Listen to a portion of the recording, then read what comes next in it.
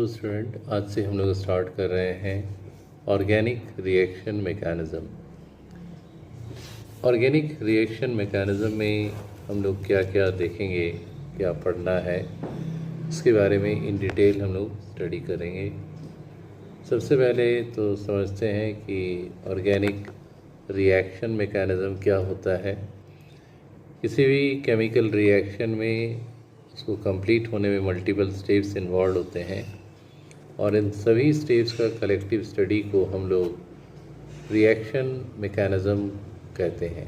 और अगर रिएक्शन हमारा ऑर्गेनिक रिएक्शन हो, जिसे ऑर्गेनिक रिएक्शन मैकेनिज़्म के नाम से हम लोग जानते हैं। अब आते हैं कि इसमें क्या क्या स्टेप्स इन्वॉल्व होता है। सबसे पहले रिएक्टेड मॉलिक्यूल का बॉन्ड ब्रेक होगा and it is known as bond fusion. And there are two different ways by which reactant molecule undergoes bond fusion, and those are homolytic and heterolytic bond fusion.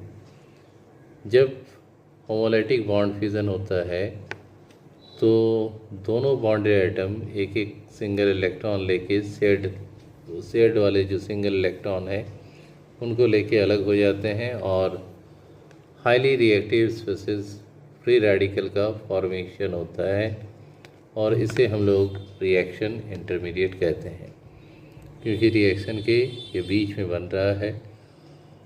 Eight the same time heterolytic bond fusion तब होता है जब जो bonded item है उनके बीच में electronegativity difference ज़्यादा हो। तो जो मोर इलेक्ट्रोनेगेटिव आइटम होगा वो विड्रॉ कर लेगा शेयर्ड पेयर ऑफ इलेक्ट्रॉन्स को और नेगेटिव चार्ज, और कार्बन पर पॉजिटिव चार्ज आएगा अगर कार्बन का इलेक्ट्रोनेगेटिविटी बॉन्डेड आइटम से कम है। ज़्यादा रहने पर कार्बन पर नेगेटिव चार्ज आता है।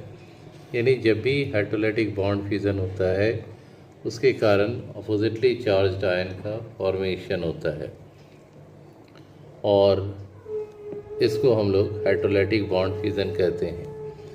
तो हेटेरोलाइटिक बॉन्ड फ्यूजन के कारण कार्बोकेटायन मिल सकता है, कार्बन आयन मिल सकता है। These are also said to be as reaction intermediate and these are highly reactive, क्योंकि इनका जो सेंट्रल आइटम है उसका स्टेबिलिटी नहीं रहता है, ऑक्टेट कंप्लीट नहीं रहता है।